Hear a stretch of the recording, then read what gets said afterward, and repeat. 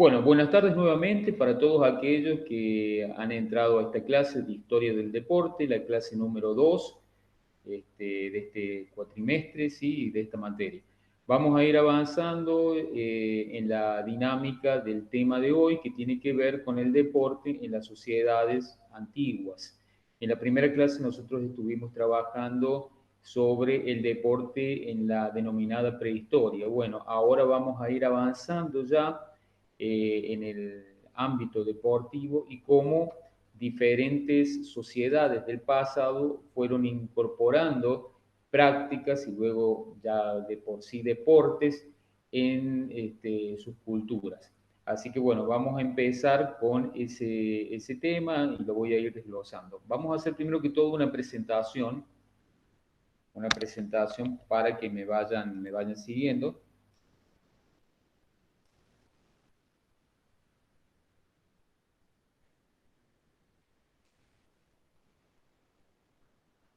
Yo les voy a pedir solamente que me digan si están viendo la pantalla que estoy proyectando del otro lado. Sí, sí, Alguien que me habilite el micrófono y que me diga, sí, Sí, profe, se ve. se ve bien. Bueno, ahí está la sí, unidad profe, número... sí. Bien, la unidad número 1, donde yo ya colgué todos los materiales correspondientes a la clase de la semana pasada, en donde aparte está la clase teórica. Por ahí lo que les pido a los que me están escuchando es que trabajen en el foro de presentación, que son algunas preguntitas así muy generales, que tienen que ver sobre todo con el hecho de empezar a conocerlos un poco más y ver cuáles son los principales intereses que de alguna manera los motivan al cursado de esta carrera y las expectativas que tienen con esta materia. Eh, Hoy nos enfocamos acá, ¿sí? El tema de los grandes pueblos, por decirlo así, del pasado, y que tuvieron de una u otra forma prácticas vinculadas a deportes actuales y que ellos consideraron con el paso del tiempo deportes en sí mismos. Esto que ustedes están viendo ahí está replicado tanto en el aula de gestión como en el aula de marketing. Ahí se van a encontrar con todos estos materiales de lectura. Yo he tratado de hacer un compendio en base al libro que les decía que se encuentra acá, Historia del Deporte. Este librito de Juan Rodríguez es como la columna vertebral que vamos a utilizar por lo menos en las dos primeras unidades. Y lo que les recomiendo luego es leer estos pequeños ensayos. Este PowerPoint de la clase 2 ya más se enfoca al tema de Grecia, de la civilización cretense, que no sé si vamos a llegar por el desglose de tiempo a desarrollar hoy. Si no alcanzamos, bueno, lo voy a hacer ya para la clase que viene con el tema que vamos a abordar ya la semana entrante, que va a tener que ver sobre todo con la cultura helénica, ¿sí? Con la cultura griega. Bueno, voy a ir a la presentación.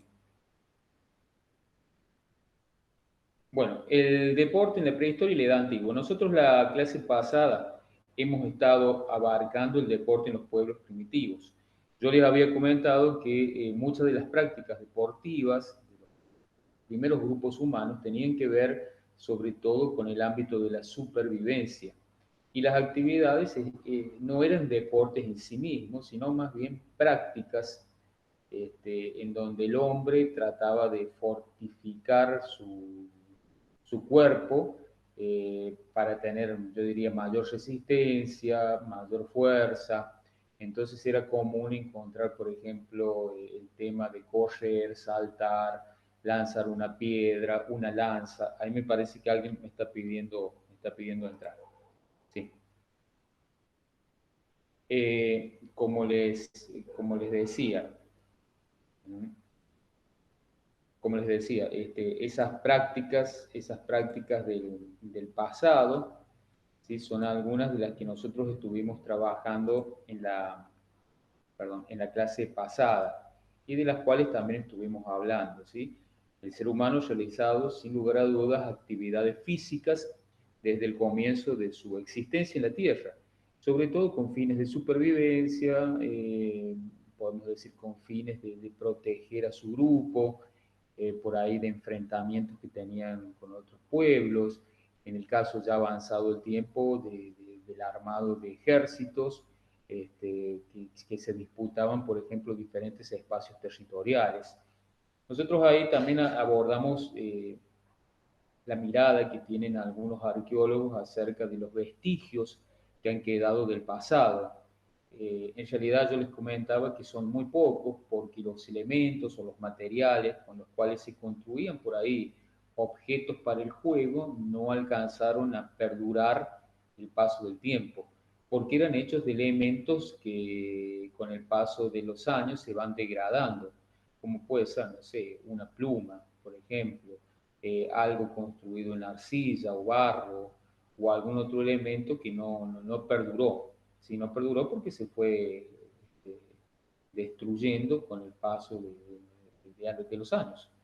Eh, Abordamos muchos pueblos, ¿sí? Por ejemplo, no sé, yo ahí les di en el material de lectura el tema de los aborígenes australianos, por nombrar uno de ellos, y yo les decía que una de las cuestiones que más se destacaban prácticamente, que era común a todos los grupos, era el tema de la lucha y de la fortaleza física.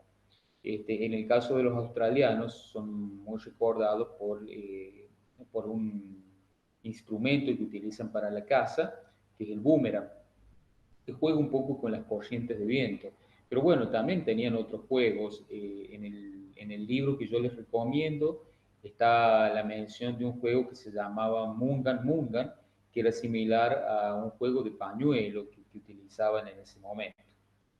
También, para mencionar otro pueblo, el tema de los esquimales, ¿sí? Pueblos que vivían en un contexto espacio-geográfico muy adverso, en territorios con mucho frío, hielo. Bueno, en ese marco ellos también llevaban adelante la práctica del juego. Por ejemplo, tirar de una cuerda, porque normalmente era lo que utilizaban para sacar animales que consumían del hielo, ¿sí? En el caso de, por ejemplo, la pesca o la caza, no sé, si me ocurre de una foca, que es uno de los alimentos que utilizaban y que consumían, ¿sí? Y también el tema de una especie de fútbol que utilizaban, hechos muchas veces con estos elementos, con las tripas de los animales, con el cuero, que jugaban en la superficie helada. Son algunas de las cosas que yo les puedo llegar a mencionar de deporte en los pueblos primitivos. En el material de lectura que les he sugerido para la clase de hoy, hay una mención a algunos juegos que se practicaban en China. No quise incorporar material relativo a la India porque en realidad hay muy poco y sí va a ser demasiado extenso. Lo de China se los voy a dejar para que ustedes lo lean, es un material cortito, son creo 2 carillas solamente. Y bueno, la idea del deporte en los chinos estaba más relacionada con la cuestión de la filosofía espiritual y eran prácticas, podemos decir, de meditación, eran prácticas de contemplación, hoy podríamos llamar una cuestión más sedentaria. Lo que sí, la actividad física estaba presente a partir de lo que era el baile, la lucha, como en otros pueblos de la antigüedad, y el lanzamiento. Generalmente eran lanzamientos de piedras. Estas actividades físicas van a continuar practicándose con el paso de los siglos y muchas de ellas van a dar origen a lo que hoy nosotros conocemos con el nombre de artes marciales. Artes marciales en sus diferentes estilos que han llegado a la actualidad. Y en la India también podemos decir que la práctica tenía que ver también con fines espirituales, con prácticas religiosas. También estaban muy enfocados al tema de la danza para agradecer a algunos de los dioses por las cosas con las cuales los dioses los habían beneficiado, ¿sí? Y eran prácticas que por lo general las desarrollaban las clases altas. Ahí estoy admitiendo a chicos que van entrando un poco más tarde. ¿Sí? Bueno, eso en líneas generales. Yo lo que les pido a todos es que vayan a los materiales que están ahí pensados en la clase 2 y se van a encontrar con ese material que habla de China. Generalmente no he tomado, a ver, prácticas deportivas tan viejas como por ejemplo la de los pueblos del cercano oriente, si establecemos como un marco de comparación. Las actividades deportivas en China son actividades más actuales, podemos decir, a partir ya de lo que es en Oriente el origen de la cristiandad, para que ustedes también tengan un marco de comparación. Acá no he incorporado las prácticas deportivas que se llevaban adelante en, en América, que también son muy interesantes y seguramente en la clase que viene las voy a incorporar y voy a tratar de hacer como un paralelismo entre, por ejemplo, lo que se estaba practicando en Grecia con los deportes o prácticas deportivas que se daban en el mismo momento acá en América, para que no solamente tengamos una mirada de lo que ocurrió en Medio Oriente o en el continente europeo, sino que también podamos diversificar, yo diría, eh, esta idea de que los deportes no solamente se circunscribieron a un espacio geográfico determinado, sino que todos los pueblos de la antigüedad, todas las civilizaciones los han practicado de una u otra forma. ¿Vamos bien hasta ahí? ¿Alguien que quiera hacer alguna pregunta? Si me van escuchando bien, alguien que me habilite el micrófono y que me diga, sí, profe, vamos bien, y yo continúo. Sí, todo ¿Sí? bien. Vamos. Perfecto. Bueno, Hola, vamos al profe, sí, todo bien. Ok, vamos al cercano oriente. El cercano oriente es donde yo hoy me quiero situar, ¿sí? Sobre todo el deporte en lo que fue la Mesopotamia. Ustedes acá están viendo un mapa de esta zona. Esta zona lleva el nombre de Mesopotamia simplemente porque es una región de Oriente, ¿sí? Que se encuentra en Asia Occidental, para ubicarnos geográficamente, y que está recorrida por los ríos Éufrates, que ahí yo les estoy marcando, y Tigris. Entonces, todos aquellos territorios que se encuentran rodeados de ríos reciben el nombre de regiones mesopotámicas. A ver, de acá voy a apelar por ahí a la comparación y a la contrastación que les voy a llevar adelante con esta pregunta. En la Argentina, ¿tenemos alguna región mesopotámica que ustedes hayan escuchado? El que se anime a contestar, habilite el micrófono, dígame sí, y si me dice sí, ¿qué provincia en la Argentina es considerada la provincia mesopotámica? A ver, ¿quién se anima del otro lado? Alguien que habilite y que me diga, sí, mire, tenemos una región mesopotámica. La he escuchado, pero no sé bien cuál sería la Sí, provincia. profe. En ¿Sí? el norte, Eh, profe. Bien, Misiones, bien. Ay, Corrientes y perdón, Entre Ríos. Facundo. Bien, bien, bien. Ahí Claro. no sé quién me Es. habló. ¿Quién es el compañero que habló? Decime tu nombre. Muñoz Facundo, profe. Facundo. Muy bien, Facundo.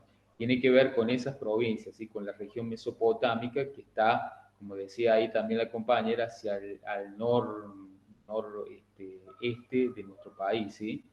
La región mesopotámica recibe ese nombre porque es una región que está rodeada de ríos. ¿Sí? Todos aquellos ríos que confluyen en la región hace que esta zona tenga características muy particulares que la diferencien, por ejemplo, de otras regiones de nuestro país, como puede ser la región mediterránea, en la cual nos encontramos nosotros, en donde no hay ríos. A ver, no es que no haya ríos, hay ríos de montaña, pero que no son ríos navegables. ¿Se entiende? No son ríos que tengan salida al mar, como sí lo tienen en esta zona del país. Bueno, no me quiero ir tanto a ese tema, simplemente era para ubicarnos.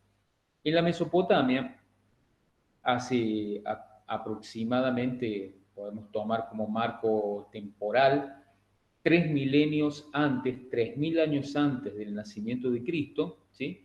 Se daban ciertas condiciones geográficas que permitieron la instalación de las primeras grandes ciudades y de las primeras grandes civilizaciones que tuvo la humanidad. Por ejemplo, una de estas grandes civilizaciones era la civilización babilónica, la civilización sumeria, la civilización asiria, ¿sí? Los famosos hititas, que ahí nosotros estamos viendo en este mapa, donde aproximadamente se ubicaban cada uno de ellos. Estas primeras grandes grupos humanos conformaron importantes ciudades con el paso del tiempo. y sobre todo ciudades que tenían sociedades muy organizadas. Eh, la provisión de agua les permitía llevar adelante prácticas de cultivo, ¿sí? Cultivo que se llama de regadío, dado que controlaban el agua de los ríos. Muchas de estas civilizaciones, por ejemplo, hacían pequeñas represas, ¿sí? Podemos hablar de alguna construcción de mini diques para contener el agua y poder utilizarla para el regadío y para el cultivo. Por otro lado, si vamos puntualmente a los sumerios, vamos a ver que ya para el 3400 a.C. van a dominar un sistema de escritura. Más que dominar, van a inventar un sistema de escritura que hoy recibe el nombre de escritura cuneiforme. Seguramente alguno de ustedes la ha escuchado en la secundaria. Era un sistema en donde escribían en pequeñas tablillas de arcilla, con lo que podría ser una cañita, ¿sí? De manera oblicua, y iban como generando diferentes trazos. Esas tablillas de arcilla que se endurecían al sol, o en muchos casos se llevaban a un proceso de cocción en los hornos, ha permitido de alguna manera ir reconstruyendo la historia de estos pueblos. Por eso yo les decía en la clase pasada que un marco diferenciatorio que nos separa de lo que es la prehistoria de la historia, sin lugar a dudas, es el tema de la escritura. Porque gracias a la invención de sistemas de escritura, como el sistema de escritura sumerio, como el sistema de escritura egipcio, y también, bueno, los pueblos americanos tuvieron sistema de escritura, los pueblos de China, India, que eran escrituras ideográficas, eran más bien escrituras con símbolos. Hoy podemos contar la historia de estos pueblos de la antigüedad. A ver, creo que alguien me está pidiendo entrar. Sí, alguien me estaba pidiendo entrar. Bueno, ¿vamos bien hasta ahí? ¿Se va entendiendo? Sí, profe, se ¿Sí? escucha bien. Sí, Perfecto. vamos Bueno, bien. seguimos. En relación al deporte, sobre todo de esta zona, ¿sí? Volviendo un poco a retrotraerme, si vamos al tema de la Mesopotamia, la información relativa a los deportes que practicaban es, podemos decir, escasa.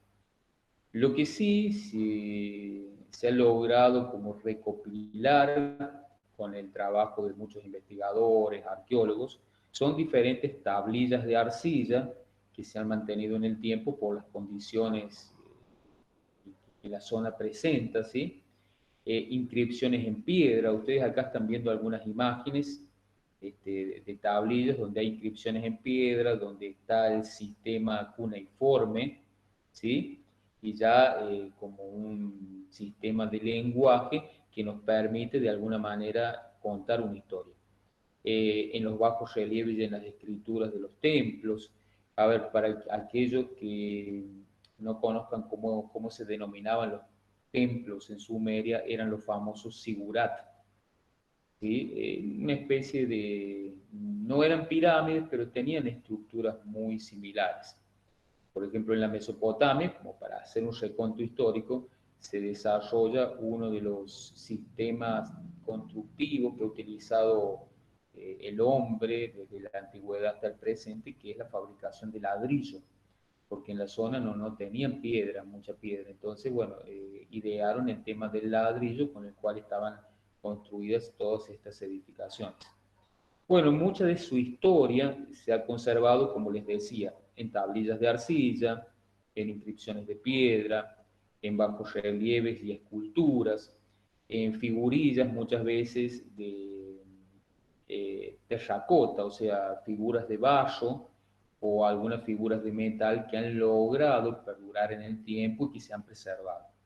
A ver, me siguen pidiendo entrar.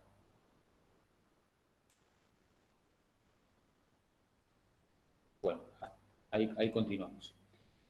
En la Mesopotamia hay registros históricos de que van a existir diferentes deportes, que yo creo y coincido con esto con muchos autores, van a ser comunes a todos los pueblos de la antigüedad.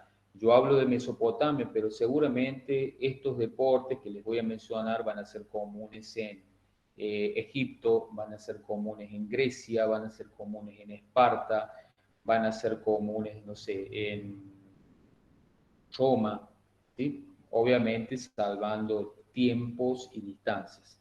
Hablo del boxeo, hablo de la natación, hablo de las carreras, ¿sí? No hablo de carreras de caballo, hablo de carreras que se practicaban entre personas, que podríamos decir una práctica previa al desarrollo del atletismo y sobre todo el tema de la lucha. Estos deportes, vuelvo a repetir, boxeo, natación, carreras y lucha, prácticamente eran comunes a todas estas grandes civilizaciones que nosotros acá estamos de alguna manera analizando. Pero, sin lugar a dudas, la práctica deportiva, o podemos decir el deporte más usual practicado en la Mesopotamia por los sectores altos de la sociedad, tenía que ver sobre todo con el tema de los animales de tiro, con los caballos y los carros de guerra. Sí, acá me voy a ir a un texto que pertenece a los hititas, que era un grupo humano que habitó la región allá por más o menos la segunda mitad del segundo milenio. Yo les decía que estos grupos humanos tenían una antigüedad de 3000 años antes del nacimiento de Cristo. Para que ustedes se ubiquen, a la mitad del segundo milenio, un grupo humano muy poderoso, muy fuerte, van a ser los hititas. A ver, me voy a volver un poquito en los mapas para que ustedes vean de qué grupo humano estoy hablando. ¿Sí? Los hititas se encontraban en esta parte del Mediterráneo, ¿sí? Actual.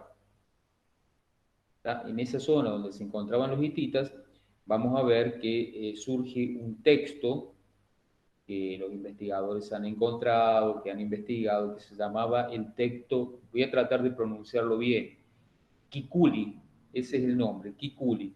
Este texto hitita de alguna manera narra el entrenamiento de los caballos para la carrera y el cuidado que los mismos tenían que tener, ¿sí? Los caballos en la Mesopotamia, sobre todo en el Imperio Hitita, como ustedes acá están viendo, servían obviamente para el combate. El caballo era, yo diría, utilizado para tirar los carros de guerra, con los cuales, podemos decir, los guerreros de la antigüedad se enfrentaban con algún otro grupo. Normalmente la forma de combate era combate a pie, o sea, los guerreros combatían frente a frente, ¿sí? Arrojándose lanzas, piedras, flechas, pero nunca, y acá hay algo distintivo que yo creo que es muy interesante y que está plasmado también en las imágenes que les estoy proyectando, no montaban los caballos, o sea, el caballo lo lograban domar, por decirlo de esta manera, lo lograban domar, pero solamente para utilizarlo como instrumento de tiro, para tirar los carros, pero en este tiempo nunca se pensaba al caballo como un medio de transporte en donde una persona lo pudiera montar y trasladarse, y menos aún pensar que arriba del caballo yo podía llevar adelante el enfrentamiento, no sé, con algún enemigo. ¿Se va entendiendo hasta ahí, chicos? ¿Se va entendiendo? Sí, profe. Sí, Bien. profe. Sí, sí. Entonces, si vamos a este ámbito, tal vez la primera práctica deportiva o el primer deporte, para ser más preciso, tiene que ver con la carrera de carros, ¿sí? La carrera de carros tal vez fue el deporte principal que tuvo la civilización mesopotámica. Este deporte de carros va a continuar, me atrevería a decir, prácticamente toda la antigüedad, pasando por lo que nosotros conocemos con el nombre de Edad Media y llegando prácticamente a la Edad Moderna. O sea, para que ustedes tengan un marco temporal, hasta finales de la Edad Media hasta el año 1453. Tomo esa fecha porque en esa fecha cae la otra parte del Imperio Romano que había logrado sobrevivir, que era el Imperio Bizantino. Cae en 1453 por, llamémosle, la invasión de los pueblos turcos otomanos, ¿sí? Los turcos selyúcidas, como se decía. Cae esa parte, ya ahí el Imperio Romano termina ya desmembrándose. Bueno, en ese marco vamos a ver que las carreras de caballo van a encontrar, yo diría, suma importancia dentro de los deportes que se practican en la antigüedad. Primero, como deporte practicado en la Mesopotamia. Después vamos a ver el tema de las carreras de carros, carreras de caballos, dije carreras de carros en la Grecia, con los llamados Juegos Homéricos, con los Juegos Olímpicos más adelante, con los Juegos mayores y menores que practicaban los griegos. Y va a pasar también a la civilización romana con lo que se practicaba en el famoso circo romano y en esta última parte del imperio que yo les he mencionado, ya hasta el año 1453, en la zona de Bizancio. ¿Sí? Este deporte, la carrera de carros, tenía, yo diría, una mirada más paramilitar, o sea, era un deporte que estaba muy vinculado con el ámbito militar, con el ámbito de la guerra. Esto que yo les comento ha llegado a nuestros días gracias al relato de la famosa Ilíada y Odisea, ¿sí? De Homero, la Ilíada y la Odisea, que, bueno, en el caso de la Ilíada cuenta el tema de la guerra de Troya, ¿sí? Al final del segundo milenio, ¿sí? Ustedes seguramente la han visto en alguna película, ¿sí? Hay una película muy famosa que habla del caballo de Troya, de la guerra de Troya, protagonizada por Brad Pitt. Bueno, ahí muestra un poco la epopeya de Ulises, ¿sí? Y muestra las formas de combate que se tenían en ese momento, ¿sí? Cómo se enfrentaban los diferentes pueblos de la antigüedad. Bueno, en ese relato de la Ilíada, ustedes si analizan la película van a ver fundamentalmente que la lucha se realiza a pie, el enfrentamiento es a pie, con lanzas, con flechas, ¿sí? Pero no van a ver a ninguno de los protagonistas montar un caballo, porque no era una práctica de ese momento, ¿sí? El caballo simplemente servía para tirar los carros de combate. Es más, ustedes lo pueden ver en la película cuando va Ulises a reclamarle al príncipe, se puede decir, de Troya, el hecho de haber matado a su primo, que era Patricio, no era Patricio, Patroclo, que era Patroclo, ¿sí? Que lo mata confundiéndolo con él, y bueno, y ahí que era Héctor, el príncipe troyano, y bueno, y ahí nosotros podemos ver el enfrentamiento y obviamente el uso del carro de guerra. ¿Vamos bien? También es para marcar que en este tiempo, Sí, sí. el segundo milenio sobre todo, era un tiempo en donde muchos pueblos invadían diferentes regiones, era un tiempo de invasiones, por llamarlo así, crueles, y de grandes movimientos de personas, fundamentalmente por la cuestión de la guerra, ¿sí? Bueno, vamos a ir ahora al tema de Egipto. ¿Sí? El tema de Egipto o el deporte en esta gran civilización del pasado, podemos decir que es casi paralela a la civilización mesopotámica. Tanto Egipto como los pueblos de la Mesopotamia van a estar interconectados, sencillamente por el espacio geográfico que ocupan. Fíjense, vuelvo acá al mapa. Vuelvo al mapa para que ustedes vean. Y acá estamos en Egipto, todas estas zonas de Egipto, ¿sí? Y fíjense, hay como una interconexión con estos pueblos de la antigüedad. Por lo tanto, muchas de las prácticas deportivas que van a llevar adelante los egipcios van a ser replicadas también en otros pueblos del pasado.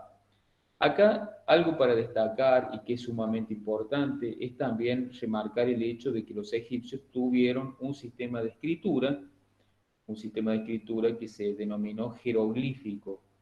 El jeroglífico estaba compuesto por símbolos ideográficos, ¿sí?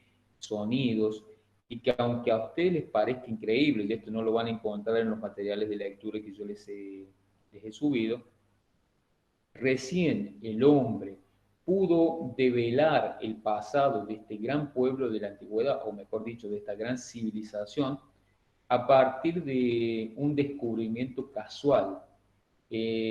Aproximadamente para el año 1800, no me quiero equivocar, pero 1805, con las invasiones napoleónicas, sobre todo a esta parte del mundo, a lo que es eh, el continente africano y especialmente Egipto, sus soldados, bueno, Napoleón era un emperador francés, expansionista, conquistador. A ver, no solamente va a invadir Egipto, aproximadamente en el mismo tiempo va a terminar invadiendo España, y la invasión de Napoleón a España va a ser uno de los motivos que va a llevar o que va a posibilitar, sobre todo a los criollos del famoso virreinato del Río de la Plata, pensar en la idea de revolucionarse contra el Imperio Español. Bueno, pero ese es otro tema, no me quiero ir. En el caso de los jeroglíficos, ¿sí? Había llegado el año 1800, ¿sí? Ya de nuestra era, y nadie sabía qué querían decir, qué es lo que simbolizaban. Estaban en los templos más famosos de Egipto, estaban en las pirámides, estaban en las tumbas, en las pinturas, pero nadie los entendía, nadie los podía traducir. Yo recién les decía que un encuentro casual en donde un grupo de soldados en una localidad de Egipto llamado Rosetta, ¿sí? Descubren semienterrada una gran piedra, una piedra muy brillante que les llama la atención, desentierran la piedra y se lo llevan a un grupo de arqueólogos. Algo para destacar era que Napoleón eh, era un emperador expansionista, o sea, iba dominando diferentes territorios, pero siempre iba acompañado por arqueólogos, por científicos, o sea, no era alguien que invadía y destruía, sino todo lo contrario. Tenía como una instancia también de preservar y de conocer los secretos del pasado, por decirlo de esta manera. Bueno, y en esa piedra, ¿sí? Permitió que un investigador francés llamado Jean Champollion, que le dedicó más o menos 20 años de su vida al estudio de esa piedra, se pudiera determinar cómo era la lógica de funcionamiento de los jeroglíficos. ¿Por qué? Porque era un edicto de un emperador egipcio que estaba escrito en griego antiguo, el griego antiguo, o sea, ha perdurado hasta la actualidad, en muchos lugares que se sigue hablando de Grecia, y bueno, para el 1800 era un dialecto que se seguía usando. Ese mismo edicto estaba replicado en un idioma que hablaban los sectores altos de la sociedad egipcia, que era el idioma demótico, y luego el mismo edicto, el mismo escrito estaba realizado en jeroglíficos. Entonces, a partir de esa piedra que se denomina la piedra Rosetta, ¿sí? El hombre, con el trabajo de estos grandes investigadores, por ejemplo, Champollion, llegó a descifrar el funcionamiento del mismo y traer del pasado los conocimientos y traer del pasado, podemos decir, a esta gran civilización. Eso es más que todo un dato anecdótico. Por ahí el que le gusta investigar sobre este tema, busque piedra Rosetta y va a tener más o menos la lógica de lo que yo acá les he estado comentando. Bueno, la historia del pueblo egipcio cobra más fuerza, más importancia a partir de la unificación del delta con el valle del Nilo.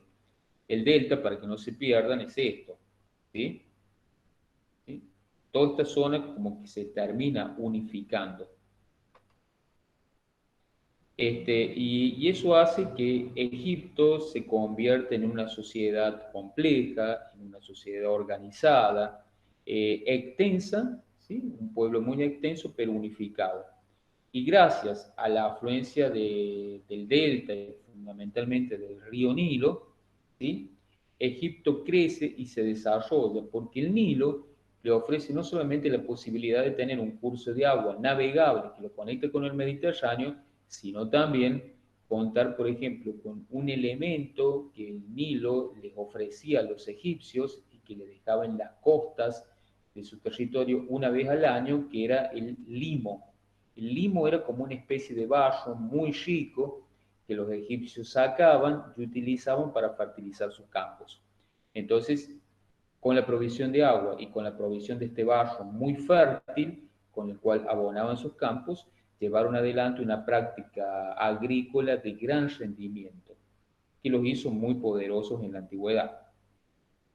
En Egipto, a diferencia de, podemos decir, los pueblos de Oriente, hay mucha más información relativa al deporte. Hay un investigador llamado Wilson que en 1980 dice fundamentalmente que los egipcios en general eran muy afectos al deporte, que normalmente el pueblo egipcio era de una mentalidad alegre, tenían una inmensa alegría por vivir, que por otro lado, aunque parezca contradictorio, era compartida con las preocupaciones de ultratumba. ¿Sí? Porque, a ver, muchos de ellos creían en que debía preservarse el cuerpo, que una vez que la persona moría, su alma, el Ka, que le llamaban ellos, iba a un juicio, si en ese juicio resultaba vencedor, tenía que volver a su cuerpo, volvía como a la vida, y por eso había que preservarlo. Eran todas prácticas muy propias de su cultura y de su ámbito religioso. De hecho, era un pueblo politeísta, adoraban a diferentes dioses con características antropomorfas, quiere decir que por ahí eran dioses que tenían cierta tipología humana vinculados con algunos animales. Por ejemplo, Anubis. Anubis era un dios que tenía el cuerpo humano, pero la cabeza de chacal, para nombrarles bueno, algún ejemplo cuando yo digo de antropomorfas. Bueno, en este sentido, Wilson, este investigador en la década del 80, dice que tenían un gran amor por los juegos y por los deportes. Ya a finales de la década de 1990, vamos a ver en otro investigador denominado Decker, ¿sí? Que va a ser un estudio, yo diría, más exhaustivo de las diferentes fuentes, llamémosle, que han llegado a la actualidad de esta gran civilización, y las va como categorizar, ¿sí? Las va a categorizar yo diría, en diferentes ítems. Un ítem va a tener que ver con los llamados materiales deportivos. Otro ítem o categoría, para ser más preciso, con lo que él llamó representaciones visuales. Otro ítem con lo que denominó relatos escritos y el último, los lugares de práctica deportiva, que esto es un poquito lo que vamos a trabajar. ¿Vamos bien hasta ahí? ¿Me van escuchando bien? Sí. Sí, profe. ¿Sí? Bien. Este mismo autor considera que muchos deportes que se practicaban en Egipto podían ser de alguna manera comunes a varias de estas categorías que yo estoy mencionando, y las vuelvo a nombrar. Él, en materia de deporte, dice, bueno, hay diferentes fuentes, pero las voy a categorizar en materiales deportivos, en representaciones visuales, en relatos escritos y en lugares de prácticas deportivas. En el caso de los materiales deportivos, sobre todo, él menciona uno que yo acá estoy mostrando en la imagen, que es el tema de los carros de combate. Por ejemplo, en la tumba de Tutankamón, que fue un faraón descubierto a comienzos del siglo XX por un inglés, por un investigador inglés, Lord Carnevare, ¿sí? Donde se tejieron también un montón de mitos y historias acerca de la apertura de esta tumba. Se encontraron un cuerpo intacto, una tumba que no había sido profanada, y se sacaron, yo diría, vestigios del pasado de una riqueza inconmensurable para ese momento. Bueno, entre las cosas que se encontraron, entre los materiales deportivos, porque también había otro tipo de materiales, los carros de guerra, ¿sí? Ahí se encontraron 8 carros de guerra en la tumba de Tutankamón, y que los investigadores, con el paso del tiempo, determinaron que no solamente servían para el combate, sino que también fueron utilizados para prácticas vinculadas a la caza de determinados animales y también utilizados para competiciones deportivas. ¿Sí? Eh, También se encontraron por ahí otros elementos, como pueden ser arpones, anzuelos, que normalmente estaban destinados en ese momento a la caza de hipopótamos, que era una práctica muy usual que llevaba adelante la nobleza egipcia, como también lo que se llaman venablos de madera, que eran como especies de trampas que servían para la caza de pájaros. Y eso era también otra práctica que la nobleza egipcia desarrollaba. Bien, si vamos al segundo punto que tiene que ver con las representaciones visuales, es muy común que en las paredes de los templos egipcios, como el de las tumbas, o de las esculturas o de las miniaturas que se han podido encontrar, estén presentes escenas vinculadas a cuestiones deportivas. Por ejemplo, de los templos de la dinastía del siglo XVIII, hablo del siglo XVIII antes de Cristo, solo se conserva uno de los templos, que es el templo de un faraón llamado Tutmosis III, ¿sí? En donde también ahí podemos ver ciertas representaciones pictóricas de escenas de caza o enfrentamientos de carros de combate, ¿sí? De lucha más que todo.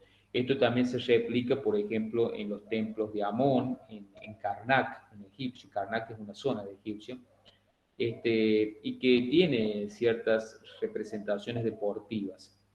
Eh, por ejemplo, lo más común era mostrar, tanto en estos templos funerarios o en estos grandes lugares, ¿sí?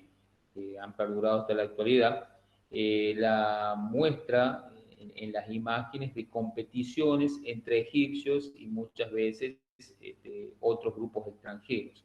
Acá nosotros en la imagen podemos ver a lo mejor un tipo de competición, que es una imagen de uno de los templos egipcios, ¿sí? Bueno, acá se lo puede ver al faraón, que está simbolizado por esta imagen, ¿sí? Llevando adelante el dominio, por ejemplo, de caballos, la escena, perdón, de caza mayor, persiguiendo algún animal, o el ataque a toros o la matanza de leones, que eran prácticas usuales que llevaban adelante sobre todo los faraones y la nobleza egipcia. Bueno, ¿vamos bien hasta ahí? Entonces, el deporte en Egipto, se ha logrado de alguna manera rescatar más información porque muchas de estas imágenes sí se han preservado en las tumbas de los príncipes. Sobre todo si vamos a las tumbas de los príncipes del reinado medio de Egipto, vamos a ver que hay muchos manuales de ilustraciones de lucha. La lucha, sobre todo en Egipto, fue una de las, podemos decir, especialidades deportivas. También el arponeo de peces, la caza de pájaros. Ya en el antiguo reinado, en la tumba de los funcionarios que se llamaban visires, podemos ver un dato anecdótico, que es la aparición de los juguetes infantiles. Porque yo acá hablo de juegos y bueno, a todos nos viene la idea de que un juego es una práctica arreglada de competencia, de lucha, y nos olvidamos de algo clave que es el juego infantil. También en la antigüedad los niños jugaban para divertirse, jugaban para compartir, jugaban por un proceso lógico de lo que yo diría socialización. Bueno, dentro de podemos decir, estos vestigios que han llegado del pasado, son muy interesantes por ahí las denominadas estelas funerarias. ¿Qué es una estela funeraria? Las estelas funerarias son pinturas que permiten identificar al difunto que está allí sepultado, ¿sí? Y perpetúan su nombre en la tumba. O sea, era una pintura en donde se presentaba a la persona que había fallecido, en donde se colocaba su nombre y donde se escribía un testimonio de su vida, como para decir, bueno, esta persona fue, no sé, alguien importante de la sociedad, realizó tales cosas, fue una persona buena, no sé, darle como una historia de vida. Eso es lo que se llama la estela funeraria. en esas estelas funerarias, que la podemos encontrar, por ejemplo, en la tumba de Tutankamón, lo vamos a ver al Tutankamón, por ejemplo, cazando hipopótamos, vamos a ver en su tumba que se han encontrado estatuillas de luchadores. Algo muy particular es que también hay estatuillas de mujeres acróbatas realizando acrobacias. Y sobre todo, yo diría lo que cobra mayor fuerza son estas estatuillas de luchadores que se llamaban ostracas, ¿sí? Que muestran a estos luchadores o por ahí a estos acróbatas. Y también, bueno, la lucha y la práctica estaba vinculada con aspectos relacionados al arte. Sí, era muy común en las tumbas egipcias la réplica de los llamados escarabajos, ¿sí? El escarabajo era un animal, sabemos que los egipcios lo consideraban casi como un dios, ¿sí? Bueno, en los relatos escritos, divididos por este investigador que yo les hablaba, Decker, él habla de que en el ámbito del relato escrito hay dos cuestiones para ver. Los relatos epigráficos, que él los cataloga como los más importantes, y los papirológicos. Los epigráficos tienen que ver sobre todo con los textos escritos en las paredes de los templos, que podemos encontrar en el templo de Ramsés, en el templo de Tutmosis, de Amenofis, ¿sí? En donde también están amenizados con dibujos, sobre todo en el templo de Tutmosis III y Amenofis II vamos a encontrar retratos que hacen mención a lo que los egipcios consideraban como un atleta perfecto. Ya en el ámbito papirológico, ya en los papiros, la información es más restringida, porque el papiro era un trozo de, a ver, hoy podríamos asimilarlo a un cartón. Eran hojas prensadas y de palmera que se secaban, tenían todo un procedimiento y sobre el cual luego se podía escribir, ¿sí? Eh, Hay dos papiros muy famosos que se relacionan con el deporte, que se llaman los papiros de Moscú, en donde hablan fundamentalmente de excursiones de caza. Eh, Sobre todo, la importancia que tiene el tema de los papiros y el tema epigráfico es conocer el deporte egipcio en un periodo prehelénico o ya prácticamente helénico. Y cuando yo hablo de helénico, estoy hablando de una etapa, podemos decir, en donde hay una relación directa con los griegos o con la cultura griega. Y por último, eh, siguiendo estas categorías que yo les había mencionado, los lugares de práctica, ¿sí? Algo para marcar de Egipto era que si bien practicaban muchos deportes, yo les hice mención al boxeo, les hice mención a la natación, les hice mención a la lucha, no tenían instalaciones deportivas, ¿sí? No había ningún tipo de instalación deportiva, como sí lo tuvieron más adelante los griegos, los romanos. No había instalación deportiva. Lo que por ahí los egipcios pudieron llegar a tener fue un hipódromo, por ejemplo, en donde estaban presentes los carros de guerra, ¿sí? Pero no había canchas de juego, ¿se entiende? Por ahí, en ciertos ámbitos rituales, más con la cuestión funeraria, se podían llegar a ver ciertas instalaciones, por llamarlo así, pero no eran comunes. O sea, si vamos a este hecho, Egipto no contó con instalaciones deportivas prácticamente de ningún estilo. Bueno, vamos a los deportes más destacados de Egipto. Yo les mencioné la lucha, era el deporte más destacado, ¿sí? La información visual de la lucha la encontramos, bueno, no sé, tomo por ejemplo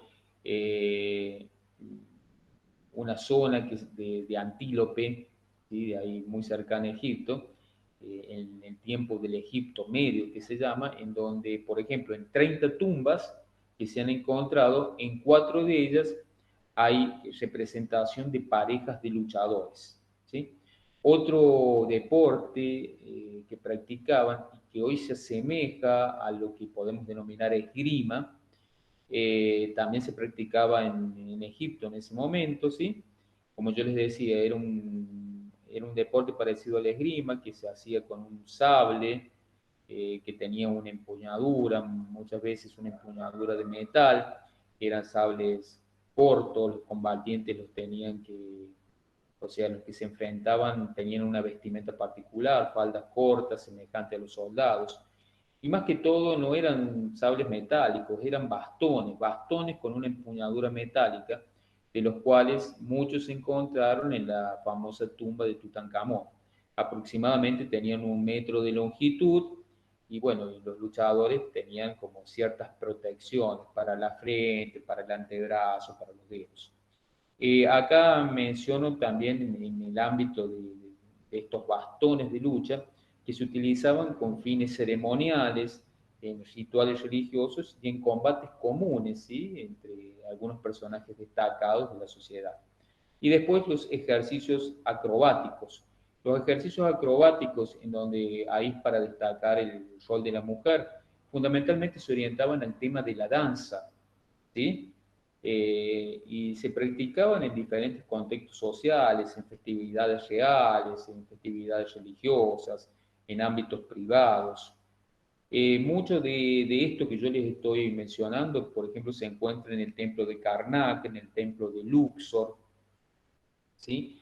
Y estas danzas o esta práctica de danza generalmente se hacía a favor de algunos dioses, como puede ser el dios Amón. Y uno de los deportes que tal vez caracterizaba a Egipto por la zona en donde estaba ubicada, sin lugar a dudas, era la natación. La natación era uno de los deportes que diferenciaba al egipcio. Si ustedes me dicen cuáles eran los mejores nadadores de la antigüedad, yo sin dudarlo les digo los egipcios. ¿Sí? Los egipcios fueron los grandes nadadores. ¿Por qué? Porque llevaban adelante luchas entre pescadores, hay muchas escenas de pesca en los canales y los pantanos, y esto se ha encontrado a partir del estudio de los jeroglíficos y de los ideogramas en donde están representadas las escenas de natación. Si ustedes me dicen, y bueno, ¿cómo nadaban? A ver, el estilo de natación, salvando tiempo y distancia, es muy parecido a un estilo actual, podríamos llamar el crawl actual. Guarda cierto estilo. Otras formas de nado están más relacionados a cómo nada un perro, ¿sí? Aunque ustedes se rían. Pero bueno, el deporte de la natación era practicado no solamente por reyes y príncipes, sino por la comunidad en general, ¿sí? Y también eso hacía que se moldearan figuras representando estas escenas. Bueno, hasta acá vamos a llegar, ¿sí? Con esta presentación. Voy a abrir un poquito la pantalla para que todos aquellos que me están escuchando puedan llevar adelante alguna pregunta en relación a lo que les he estado comentando.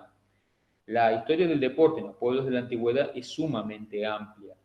Yo no voy a pretender que en el cursado ustedes conozcan todos los deportes y todas las prácticas que realizaban no solamente los pueblos de Medio Oriente, sino los pueblos de China, los pueblos de India, los pueblos que habitaron la zona americana, porque tendríamos la necesidad de que la materia tuviera mucho más clases y se extendiera a un cursado anual, porque, a ver, es muy profundo todo esto. Yo estoy dando simplemente cuestiones así muy generales para que ustedes luego, cuando bajen a los textos, puedan ir ampliando muchas de las cosas que yo acá les he estado comentando.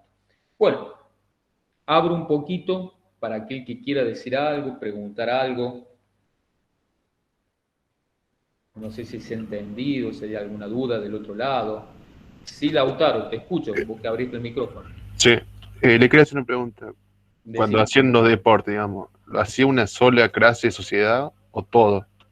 Es buena la pregunta. Dependiendo del deporte, había deportes que estaban, podemos decir, asignados o que su práctica era solamente restringida a los sectores sociales altos, a los sectores sociales nobles. Y había otros deportes que practicaba el pueblo en general. Recordad que los sectores sociales estaban muy diferenciados, había mucha Sí, sí. diferenciación social, sectores nobles y después el pueblo llano, no había sectores intermedios como podemos tener hoy en la actualidad. Por ejemplo, un deporte que era practicado por todo el mundo era el deporte de la natación. porque Claro. quién más, quién menos en una zona rodeada de ríos y que a lo mejor necesitaba pescar para alimentarse, y bueno, ibas en una embarcación, de repente se te daba vuelta y tenías que saber nadar para sobrevivir, o a lo mejor para atrapar algún pez. Entonces, bueno, son prácticas que, podemos decir, eran comunes a todos los habitantes de estas regiones, ¿sí? Claro, sí, sí. No sé si alguien más quiere hacer alguna otra pregunta. Melanie, Lionel, que los veo con el micrófono abierto, ¿no? Bueno, mucho del... No, profe, no tengo ninguna pregunta. ¿No? Silvina, te vi que habilitaste el micrófono, no sé si... Sí, Sí. sí, ¿cómo le ¿Qué va, tal? ¿Cómo profe? estás? Sí, bien, también referido también a la pregunta que hizo también Lautaro, también se los obligaba a veces, ¿no? En algunos pueblos a hacer deporte a los de más baja sociedad, digamos, también pasaba eso, porque por ahí los vemos como en las películas retratados, por ejemplo, de algunos deportes, como, a ver, como si los esclavos tuvieran que hacer ciertas cosas como para hacer eso deportivamente, para entretener a los de alta sociedad. Mirá, si nos vamos dirigiendo más al ámbito ya de civilizaciones como la romana, podemos ver que sí, que los esclavos romanos llevaban adelante ciertas actividades deportivas con un fin recreativo, ¿sí? De agradar a los emperadores o a los sectores sociales altos. Y bueno, y en esas prácticas obviamente se les iba a muchos la vida. Este, pero bueno, en la antigüedad a veces las prácticas así de manera tan obligatoria, yo creo que estaban más orientadas sobre todo a la cuestión de la conformación de los ejércitos, ¿sí? Vos necesitabas tener ejércitos con hombres que fueran ágiles, que fueran fuertes, que tuvieran resistencia, que supieran luchar. Y bueno, todas estas prácticas generalmente eran utilizadas y llevadas adelante muchas veces por los mandatarios de estas grandes civilizaciones, sobre todo para contar con ejércitos fuertes a la hora de enfrentarse con algún enemigo. Claro, y las prácticas eran llevadas desde la niñez, Sí, ¿verdad? O sí, sea, sí, sí. Nosotros vamos a ver ya en la clase siguiente, que nos va a llevar más o menos 2 clases, el tema de Grecia y el tema de Esparta, ¿sí? Por ejemplo, hay una frase espartana que dice, los griegos, las mujeres griegas paren hombres, las mujeres espartanas paren guerreros, ¿sí? O sea, para que vos te des cuenta la lógica de las sociedades bueno, y la importancia que le van a dar a la fortaleza física, que le van a dar a la cuestión de la práctica, a tal punto que los espartanos se convirtieron en los guerreros más poderosos de la antigüedad. Y bueno, el hecho está en una famosa saga, no saga, en un famoso hecho que ocurrió en una zona de Grecia llamada las Termópilas, donde 300 espartanos frenaron a un ejército invasor integrado por miles de guerreros, ¿sí? Obviamente después los terminaron destruyendo, pero le dieron tiempo para que Grecia pudiera organizarse y plantear la defensa. Y eso ha quedado en la historia como un hecho anecdótico. ¿Cómo habrá sido la fortaleza, la fuerza, la práctica de estos hombres que pudieron parar a miles de guerreros durante bastante tiempo, ¿sí? Bueno, Melanie, veo con el micrófono abierto, no sé si querés preguntar algo. Silvina, no sé si querés preguntar algo más No, o... profe, no lo tengo abierto, me quedó claro todo. Ah, bueno, Silvina, no sí, sé a si mí querías preguntar... no, no, profe, todo bien, todo contra claro. Bueno, genial. Estoy dándole también la bienvenida a clase a aquellos alumnos que se han incorporado hoy a la plataforma. Ustedes allí van a encontrar todos los materiales que voy subiendo, que voy articulando, ¿sí?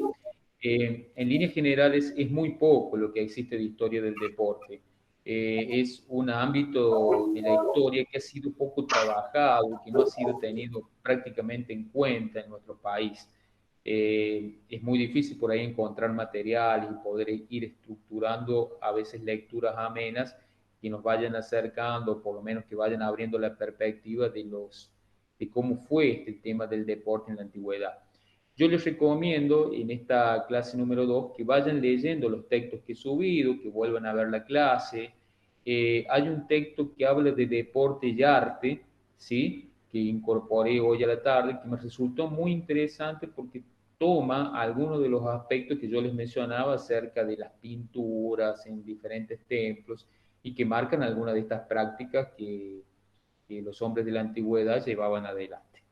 Bueno, chicos, ya para la próxima clase seguramente vamos a tener un pequeño trabajito que yo les voy a dar el tiempo para que ustedes lo realicen y me lo envíen, pero les voy a dar las pautas ya para la semana que viene. Les comento a todos, estoy sin jefe de trabajo práctico, ¿sí? No tengo jefe de trabajo práctico porque el profe que me acompañaba ha pedido una licencia.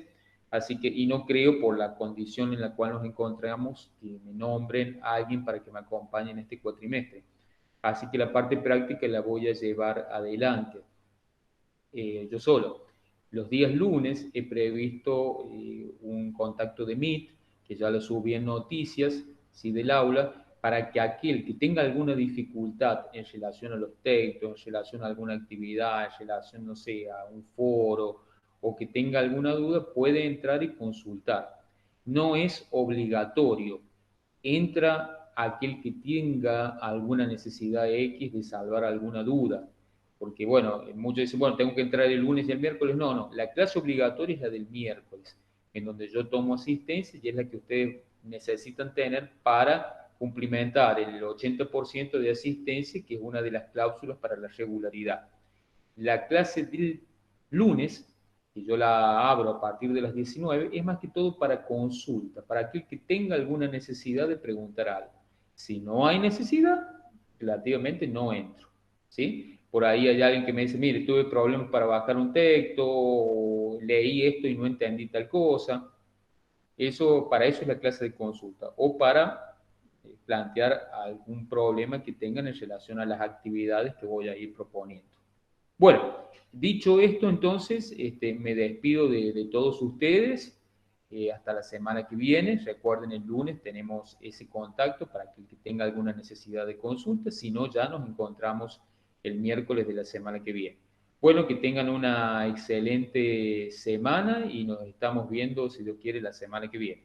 Chao, chao. Un saludo inmenso para todos. Chao, Chao, profe. profe, igualmente. Chao, profe. Profe, hasta luego. Chao, chao. Profe, chao, chao.